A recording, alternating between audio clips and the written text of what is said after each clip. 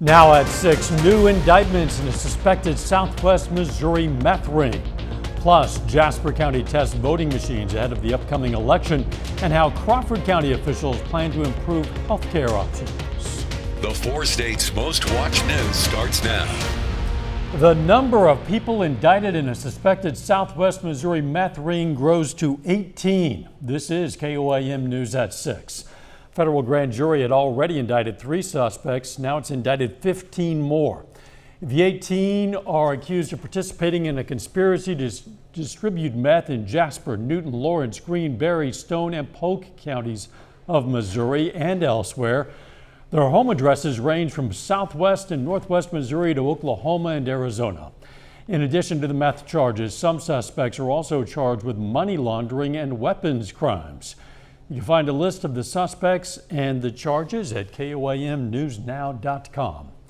In just 2 weeks, voters in Missouri and Kansas will take to the polls to decide several issues, including local and statewide primaries. Election officials in Jasper County, Missouri are making sure they're ready to go by testing their voting machines. 2 local residents, one a Democrat, one a Republican, were allowed to run ballots with different markings through the machines to make sure the machines are working properly. So what we're doing is we're feeding those 900 plus ballots through the machine, making sure that when we tally the vote at the end of doing the test, that it is exactly what it's supposed to be. The whole purpose is if we have 900 ballots and it's supposed to be these candidates win, but it's different, then we know we've got a problem with the machines. For the August 2nd election, Jasper County will have new voting machines adapted for use by people with disabilities. Crawford County commissioners are reviewing potential avenues to build more adequate child care for the county. KOAM's Amber Jenkins was at the commissioners' meeting and has more. Child care in Crawford County is scarce. Crawford County commissioners said that there are more than 10 children needing care, but only 1 spot remains in the county. There's only so many centers within the county, and with the influx in Pittsburgh and Crawford County growing, the need is becoming more evident every year. Crawford County commissioners have put aside over $2 million to fix the county's lacking child care. The commissioners understand that the lack of child care directly correlates with the struggle of finding employment for families. I think what a lot of it has to do with is a lot of times people pick their job based off of their child care. So if there's not adequate child care, then they'll take a job that may not fit their family the best, or they may work in a location that's convenient with child care. Now it is up to the Crawford County commissioners to create more adequate child care in the community. There are 6 organizations requesting funding to build new centers in the county. The commissioners will decide how the $2.2 million for child care gets distributed. There's different aspects of who's going to contribute to make this happen. And regardless of how we decide to do this, some of these are for sure going to happen, and hopefully with our help, all of them can happen. Commissioner Blair is expecting a quick decision on how to best utilize the $2.2 million for Crawford County child care. In Crawford County, Amber Jenkins, KOAM News. Crawford County commissioners hold weekly meetings at the Crawford County Courthouse. Oklahoma health officials are releasing a statewide plan to reduce obesity. Officials say 36.4% of adults in Oklahoma are obese. That's about 1 million adults in the state. The plan aims to identify environmental changes which will make it easier for all Oklahomans to choose to be healthier and to encourage healthy habits and behaviors. The plan also aims to put resources and education in the hands of Oklahomans so they can make well-informed decisions supported by their environment. The Oklahoma State Department of Education has awarded 102 grants totaling $8.4 million to schools. EDGE grants are intended to improve academic performance among the overall school population or in federally identified student populations. Those include economically disadvantaged students, English learners, students of color, and students with disabilities. The OSDE has awarded grants since 2018. It is really hot out there and no relief anytime soon. Doug Heddy. Nope. And yes, it is super hot and it's definitely going to be sticking around for quite some time. On the Kansas, Missouri, Arkansas side, heat advisories due to heat indices right around 105 or a little bit greater. and then excessive heat warnings with a little bit higher heat indices once you get into northeastern parts of Oklahoma. Besides that, there's nothing going on. Have a couple little clouds, a few thunderstorms are going to get going out across north central parts of Oklahoma. Will not affect us. Look at our temps, 102, 103, 105 in Parsons, Neodesha, and Independence, sitting at 105. Thankfully, we don't have high humidity, so the heat index is actually a little bit lower than the temperature. Through the evening hours, we slide back through the triple digits, 90s, 80s, to right around 80 degrees later on tonight. How long will this stick around? We're going to look at that here in a bit. Too long is my guess. Thanks, Doug. The heat's taking a toll on a lot of crops, and it's not just your typical farm that's impacted. KOAM's Kerry Worthen went to Stott City, Missouri, where an agritourism sunflower farm is dealing with too much sun and not enough flowers. This is legitimate concern for any farmer, not just Country Roads Family Fun Farm, but in particular for us, as not just farmers, but agritourism, we don't get to claim insurance on our crops like other farmers. Ahead of its annual Sunflower Festival, Country Roads Family Fun Farm spends $6,000 on seeds alone. That doesn't include other things like fertilizer. They plant each quadrant on different days in the month of June to make sure people can enjoy the sunflowers throughout the season. But it's been a dry one. The sunflower at a certain point still needs water, still needs moisture. And what we're seeing around us right now, especially in this area, is trees turning color early. That's not a good sign. With the farm running short on water, they brought in an old pumper truck to help water the fields. Sunflowers particularly have tap roots that can go down further than most plants. So they're extremely heat hardy. They can withstand temperatures and lengths of dryness that most plants could never dream of withstanding. But even sunflowers have a limit. I'm certain that we'll have sunflowers. It does make me wonder whether we'll have the full field or whether we'll lose some. If we can get to them early enough, I hope to have all 4 quadrants in bloom. What I really want people to see is this epic story of survival that's going to play out. Kerry Worthen, KOAM News. Festival starts August 6th, and the farm wants people to come early to enjoy those flowers. After the season, they harvest those sunflowers for animal feed. Coming up, teacher education majors can look forward to an easier transition between colleges. We'll have details. Plus, how some area kids are constructing their future at Pitt State. Kansas Governor Laura Kelly has announced a statewide virtual job fair.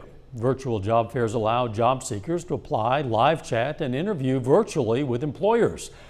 Kansas Works will host the fair tomorrow and Thursday from 8 a.m. to 5 p.m. Governor Kelly says Kansas has the lowest recorded unemployment rate in state history, 2.3%. For information on how to participate in this virtual job fair, go to KOAMnewsnow.com. Governor Kelly's also announced that 14 rural communities in Kansas will receive grants to create new murals. Those grants aim to allow communities with fewer than 10,000 residents to create new murals and public art projects that'll beautify community gathering spaces, serve as new tourist attractions. Among the 14 communities, Chanute and Girard receive a grant. Chanute receives $9,000, Girard $500. Some future teachers can look forward to an easier process to transferring between colleges. Crowder College and Missouri Southern held a signing ceremony to submit their 2 new +2 programs. It's called 2+2, the program. The program aims to create a pathway for teacher education students at Crowder to complete their education at Missouri Southern. Officials say they want the transition from a 2-year college to a 4-year college to be more seamless. So that students know exactly which courses to take at Crowder in order to transfer into as a junior at Missouri Southern, lose no credits, be ready to move forward in 2 years, be ready for a career in teaching. The program intends to add more areas and will also be available online. Some area kids rolled up their sleeves and got to work at Pitt State. The School of Construction at PSU today hosted their Construct Your Future event. It looks to teach children ages 9 to 14 about 3D building, safety, and a variety of other subjects. It's more of an exposure, kind of like what my parents and grandparents did when I was young. You know, go out and here's a hammer and nail, go build something. Didn't matter whether it was pretty or not. And so this just gives them experience to understand the process, how to safely use tools. That event runs through the end of the week. Each session is $100. A little bit later, a Pitt State baseball standout is selected in the MLB draft. We'll have details. Plus, the Heat's sticking around for quite some time. We're going to look at that coming up.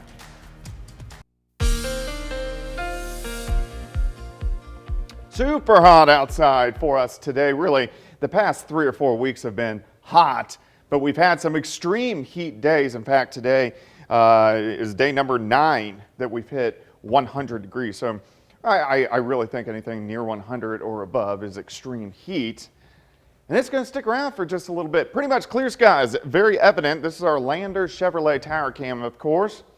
Southeast side of the city, I-44 eastbound and then westbound behind me. Heat advisories in effect, Kansas, Missouri, also parts of Arkansas. Excessive heat warning in Oklahoma, and that is due to the heat indices just a little bit higher, but at least the humidity not that bad. It's just the temperature that's way up there. About 96 yesterday. Most of us 103, 104 during the afternoon hours, and it's still up there right now. 103 in Chanute, 105 Independence. You can see everybody except Fort Scott, Nevada, hovering just below 100 degrees. So it's hot. We aren't alone. Look at the heat down through Oklahoma, Texas.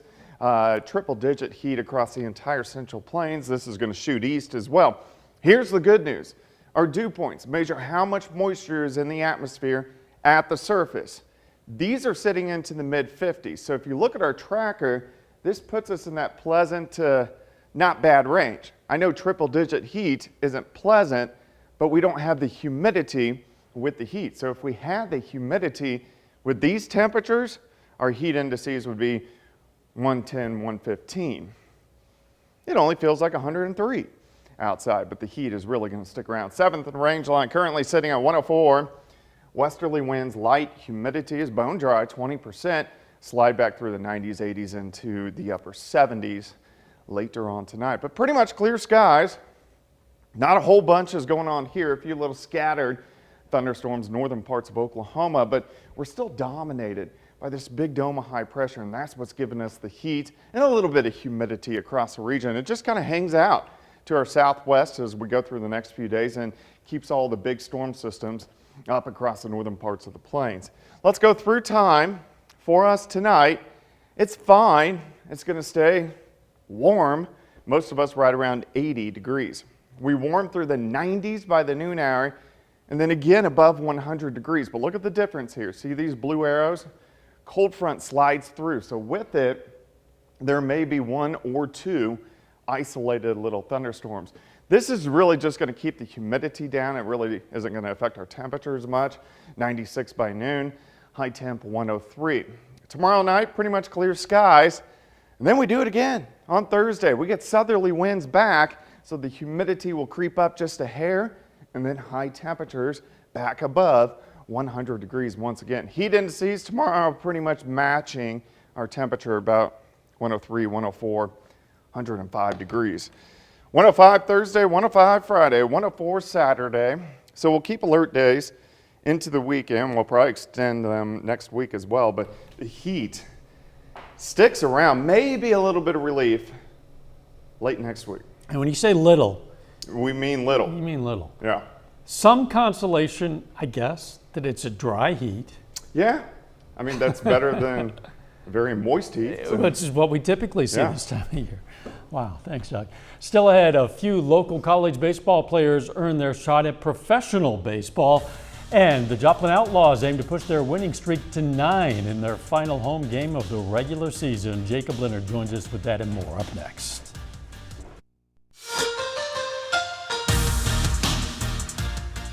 Pittsburgh State first baseman Garrett McGowan has been picked up in this year's MLB draft. The power-hitting lefty was selected in the 17th round today by the Houston Astros. Now, McGowan earned All-America honors from both the ABCA and the NCBWA this spring for the Gorillas. He was also a Division II Gold Glover finishing the year with a perfect fielding percentage. At the plate, McGowan hit for a team-high .399 average with 20 doubles and 18 home runs, driving in 79 runs along the way. Now, McGowan not the only local guy getting a shot at pro baseball. Missouri Southern's Tommy Stevenson was picked in the 19th round of the MLB draft today. Stevenson was an all-region and all-MIAA pick as a catcher this spring. As a sophomore for the Lions, he hit .385 with 11 doubles and 16 home runs. Those 16 home runs, by the way, ties him for second most in a single season in program history. One more guy here, Missouri Southern pitcher and former Webb City Cardinal Logan Van Wy has signed a free agent deal with the Houston Astros. Van Wy was a unanimous first-team All-MIAA selection this spring. He was 7-3 on the mound, also led the MIAA in strikeouts with 123. He had one complete game and 2 shutouts this year for the Lions. Well, tonight is the final home game of the regular season for the Joplin Outlaws. The Outlaws welcome in the Carroll Merchants tonight, aiming to push their winning streak to 9 games. Coming into the night, the Outlaws are 22-18 overall, have a 2.5 game lead for first place in the Mink League South Division. They're hoping to hold on to that lead with just 4 games remaining so they can earn a home playoff game and make sure tonight isn't their final appearance at Joe Becker Stadium.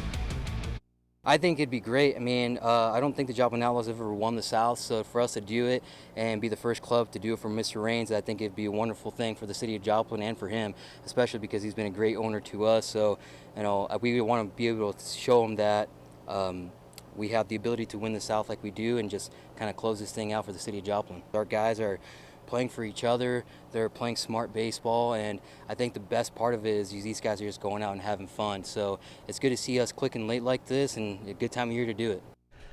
The MLB All-Star Game is tonight in Los Angeles. Before that, though, some of the best hitters in the game put on a show last night in the Home Run Derby. The Cardinals DH Albert Pujols had a nice showing in the Derby. The 42-year-old actually won his first-round matchup, hitting 20 home runs.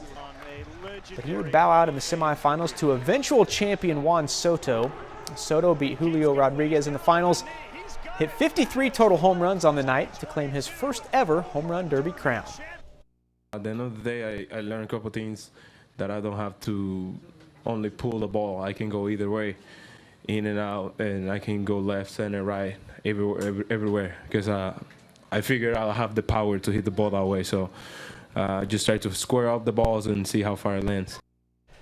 And that's a look at sports. We're back with more news right after this.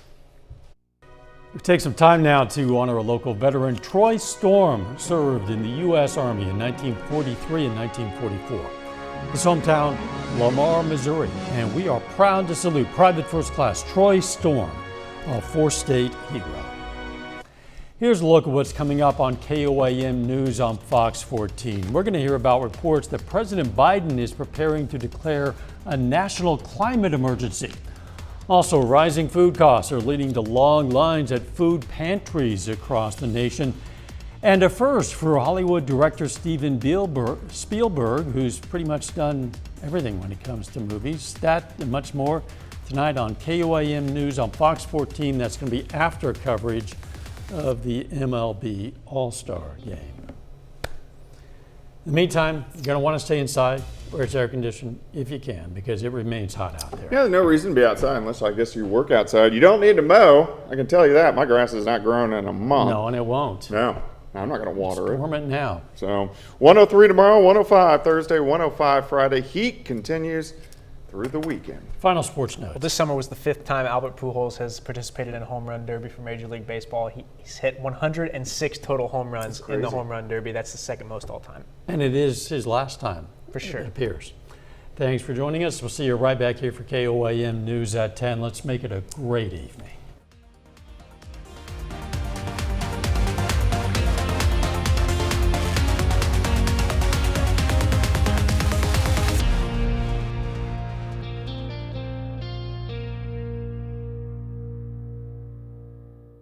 So on